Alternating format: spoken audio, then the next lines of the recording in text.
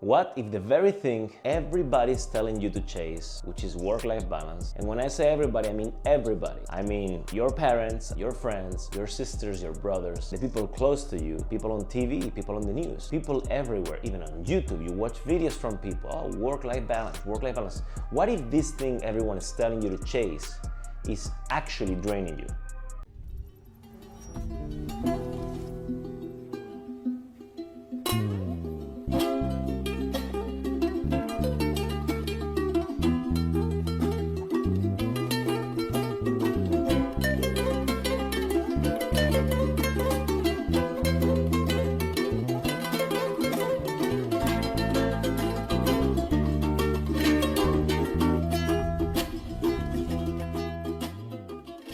The balance myth. They talk about work-life balance as if they are two completely different things, as if work and life is not part of the same thing. Life is this whole thing in which work is, of course, an important portion of that. Why is work an important portion of that? It's not because we need to work in order to get money. Yes, I guess that's what we can say most of the people nowadays work for. But in reality, we work so that we can add value to the world. This is why you see actually many men, right after they retire with 65 years of age approximately, very soon after they get sick, they get old very quick, and they die very quick. They wither very quick. Why is that? Because all of a sudden the man that has been working for 45 plus years is no longer generating value. Therefore, inside of him, inside his soul, he feels like he's not helping humanity progress, move forward. If he's not helping himself move forward, he's not helping humanity move forward, then the will to live goes away. So when we talk about work-life balance, we have to understand one thing. Work is part of life. And if work wouldn't be part of life, there would always be something missing. So when we say work-life balance, you're thinking in the new age way of thinking, 9 to 5. So during 9 to 5, you sit down in the office and you listen to the tasks you gotta do. You write down in your laptop whatever you have to write down, make a couple calls until 5 p.m. Then you go home and you forget about work completely, right?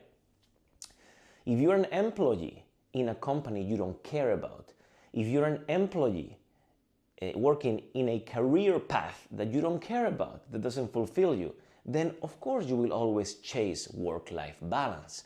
Because in your mind there's a clear separation between that 9 to 5 job and the rest of life, when it shouldn't be.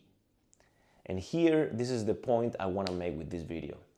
I have a lot of things to talk about, but this is the main point, the main takeaway I want you to get from this video. So pay good attention, because I'm going to explain you very well, number one, how to identify it. Number two, why is it okay that work-life balance should not be chased? And number three, how can work energize our lives instead? So number two thing I want to talk about is purposeful work. So if a work has purpose, and that purpose is something we align with, plus we are deploying our working hours, we are deploying our energy, our focus, being ourselves, being authentic, then we get infinite fuel. What do I mean with this? Let me give you an example, okay? I hope none of you have to go through hardcore hardships in life. However, life is harsh to all of us. Whether you're rich, whether you're poor, whether you're smart, whether you're not, it doesn't matter what you have. It doesn't matter how intelligent you are. Life will always give you every now and then lemons, yeah? Sometimes somebody you love will be sick. And if that someone you love is sick, and you're the only person that can take care of this person you care for, wouldn't you do absolutely everything in your power so that this person survives, so that this person thrives? Of course you would. Therefore, your purpose becomes protecting this person. Let's imagine somebody you love dearly needs a very expensive, very costly sort of treatment, right? Maybe you want to do some natural treatment, or something, right? And then you're required to make more money to pay for that. Even if you end up working in McDonald's flipping burgers, every burger you flip, you know is financing the health of your loved one. Therefore, every burger you flip, you will flip it with huge focus. You will flip it the best you can. Why? Because every burger is paying for something you consider important. Every burger is fulfilling your purpose. Now, number 2, about authenticity. First, it was about purposeful work. Number 2 is about authenticity. If we have to do something, let's imagine we are snake oil salesman. You probably have heard this term, right? Imagine you're working for a showroom, a car showroom, yeah? And you are trying to sell cars that are damaged, but the customers don't know the cars are damaged.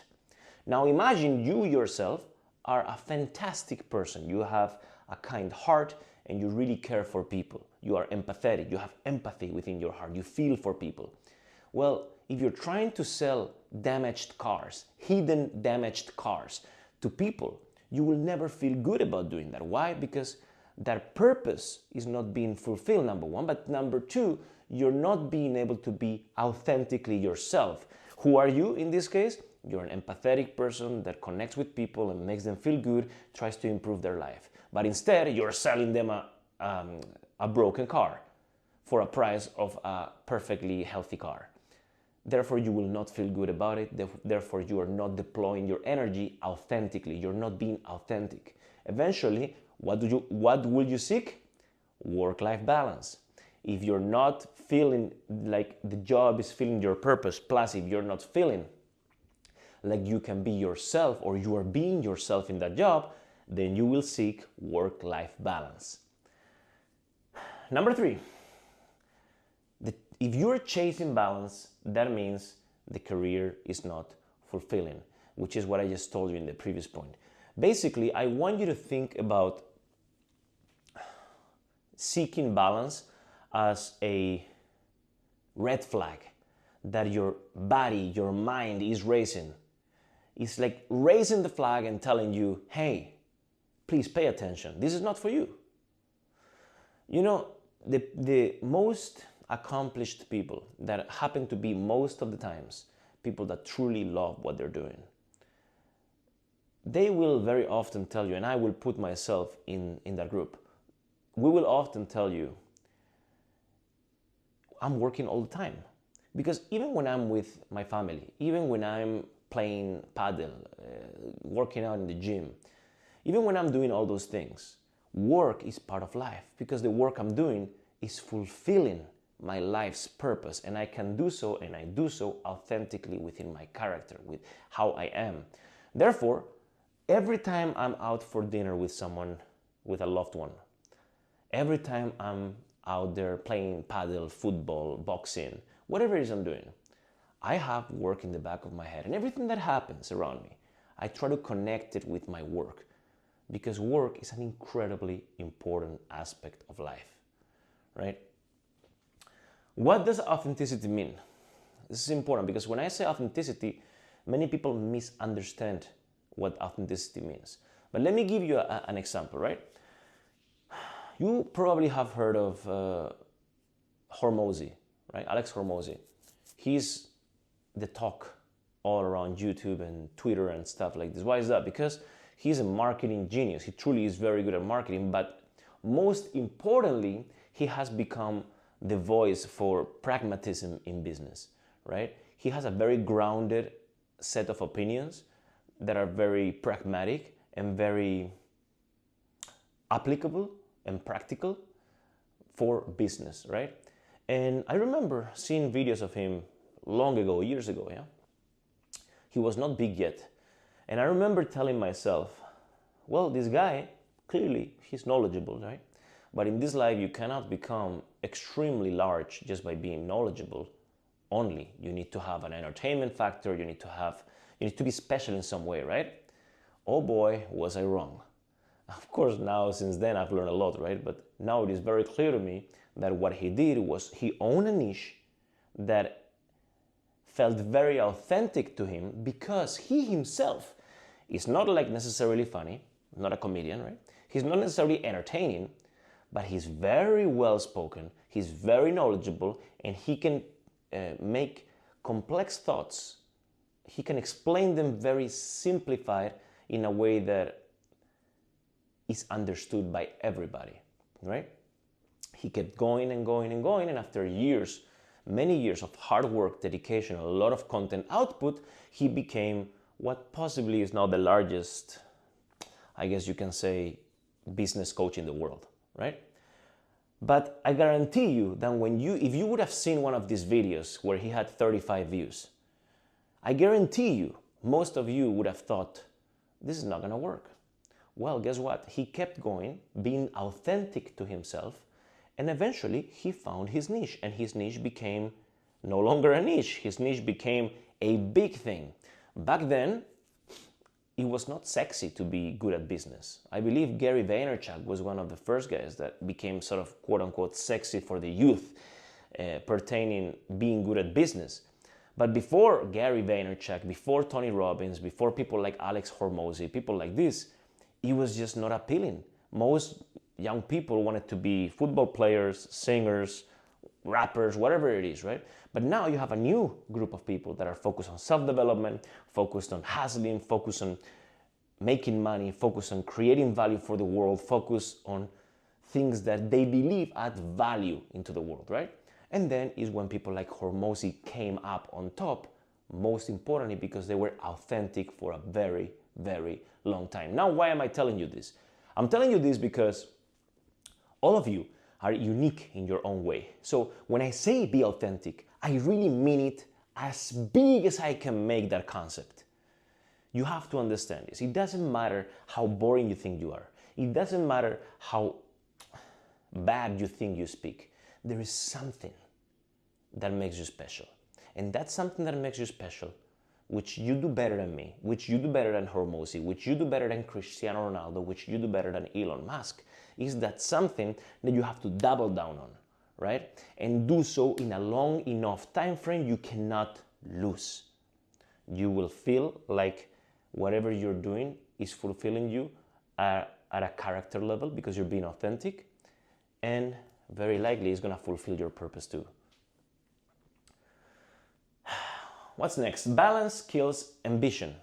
That's very true. So when you seek balance, what you're really saying is there's time for work and there's time for chilling and doing non-work related things.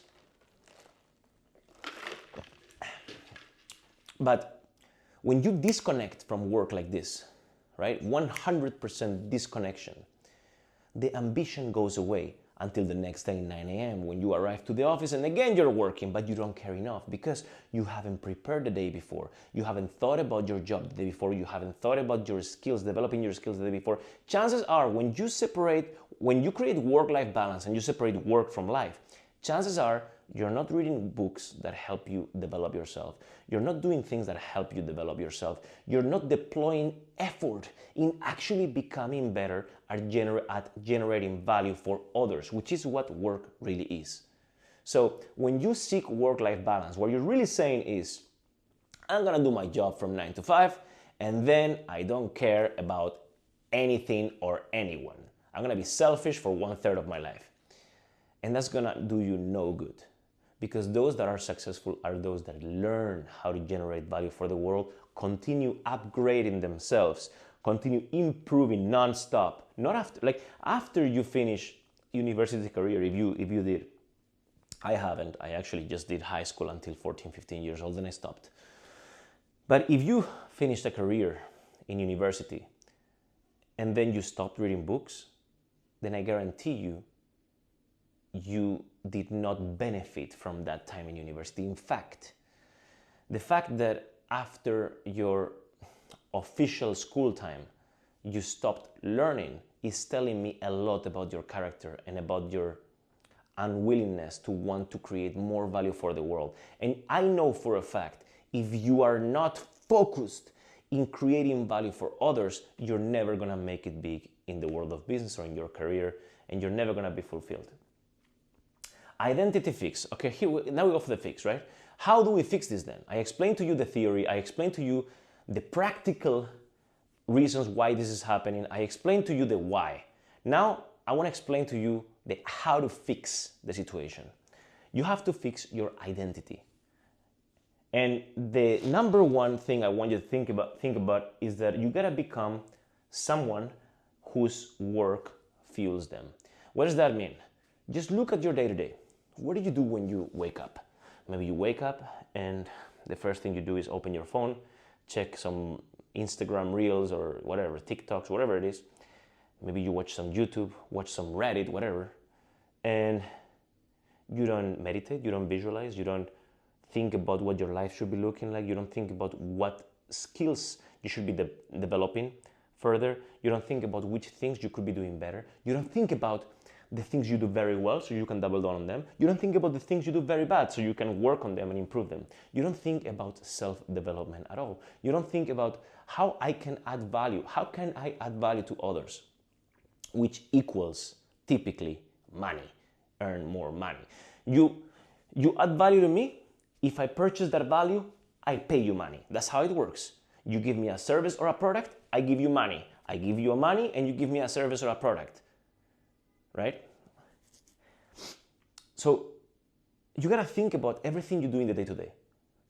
And if your day-to-day is comprised of many little things or big things that are not fueling you, they are not fueling you with ambition, they are not fueling you with knowledge, they are not fueling you with purpose, they are not fueling you with skills that help you add value to others, then it is now guaranteed that you are not having the identity of someone that has a career or follows a career that fuels them. Okay? So what I want you to do instead is think about those things that you're doing that you know for a fact are not furthering your development. And I want you to change them for little habits that further your development. Let's imagine that the first thing you do in the morning is open your phone and check whatever, TikToks, right? I want you to change that habit for another one. Now the new habit could be, for example, you're gonna sit down in a chair the first thing in the morning, or you're gonna sit down in your bed, or whatever it is, don't fall asleep again, because that happened to me. Huh? You sit down on a chair and close your eyes, thank yourself or the universe, God, whatever you believe in, it doesn't matter. Just give thanks for the good things in your life. Find 2 or 3 things. Can be small, can be big, it doesn't matter. It really doesn't matter. It's about feeling gratitude. Maybe you add on top of these 2 to 3 things you see yourself already accomplishing. That's it, 5 minutes. You change one bad habit for a habit that develops you further. Another habit might be you go and eat some cookies in the morning, right? Just change the habit. Instead of eating a few cookies, you're gonna eat a banana. It's an example, right? What I'm trying to tell you is that the best thing you can do is to change little habits that you consider are not helping you for little habits that you consider could be helping you, right? Then another thing I want you to do is look at your job if you have one. Look at your career if you have one. And try to understand if this career is fulfilling your inner purpose. The purpose cannot just be money to survive for the next 45 years until I retire and then I die because I'm not working anymore. The purpose is something deeper. Maybe your purpose is to have a family in a farm. That's okay. Maybe your purpose is to have a Lamborghini Aventador SVJ. That's also fine. Maybe your purpose is to change countries to live somewhere else. Go to Japan to live and meet there your wife. Maybe the purpose is that your mother never works again a day in her life. Maybe. Find your purpose and then make sure that whatever career you have, whatever work you deploy, whatever amount of energy you focalize on is focalized on something that fuels your purpose. Okay? It's very important if you can write these things down, because when we write things down, it's interesting what happens. We think about the problem, we write it down, and as we write it down, we very often find the solution. Okay? So I do this all the time. It helps me, maybe it helps you too. What else do I want to talk about? Yeah.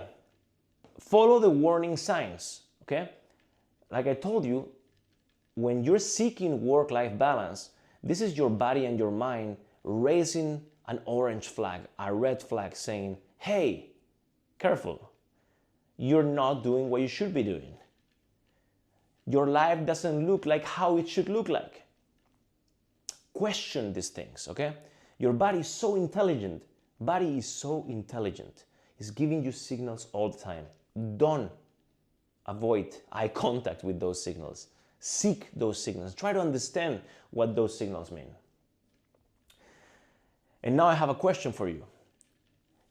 Is your pursuit of balance having a deeper meaning? I'm sure many of you watching this video are looking for balance in your lives, are looking for less working time, more leisure time, right? I want you to look at this feeling that you have. I want you to look at this seeking of balance as a sign from your body. Your body is talking to you. Your body is telling you this is not the purpose you're here for. Your body is telling you that you are meant for greater things. This is the biggest thing I realize, you know, people that are unsuccessful in every metric imaginable. I look at them and see so much potential in them, so much potential. There is always something that makes you special. There's always something you like to do. There's always something you're skilled for. There's always something you're meant to do. Maybe you are not as good in business as I am, but maybe you play the piano better. It's a random thing, okay? Well, maybe then you should be developing your piano skills and just playing more piano. It's a stupid example, but I hope you get what I mean, okay? You are special in your own way. Seek what you're special in. Write down the things that you think make you special, make you unique, make you better than others. And also write down the things you don't think you're great at. I know the things I'm not great at. I write them down. I become just competent enough at them, so it's not a problem, but I never further develop them too much so that they become my strength. In fact, what I do is I double down on my strengths and I make my weaknesses not become so apparent that they can be exploited, right? This is what I do. This is how I like to live life. Because in this life, God makes us, again, you believe in God, I don't care. If you don't believe in God, you might believe in a creator. If you don't believe in a creator, you might believe in a spirit. If you don't believe in a spirit, you might believe in yourself, okay? But you're born special. The same way ants are born a certain way. There's worker ants, there's reproductive ants, there's soldier ants, there's the queen ant, you know, there's the drone ants or whatever. Each ant is born with a purpose. They have a set of skills. They have a different body composition even, right? I am not 2 meters tall. I'm 181. So I cannot be a basketball player that plays in the NBA as the best NBA player of all time, because I'm not 2 meters tall, or at least I'm not 195, right? I'm not built for that. So yeah, it's a weakness of mine. I can maybe become good enough in sports so that I can be athletic enough so that I can maybe play basketball at a decent level, so it doesn't become a big weakness, but certainly not my strength. My strengths are others, and I double down, triple down, quadruple down on them. That's exactly what I want you to do, okay? You're special, believe it, and remember, I started where you are. I started with nothing. My parents had nothing. I didn't finish high school. You could, by any metric imaginable, by the time I was 14 or 15 years old, you could call me a loser, a future loser that will attain to nothing in life. And yet, look, I'm the perfect example. You are unique in your own way. Double down, triple down, quadruple down. You got this.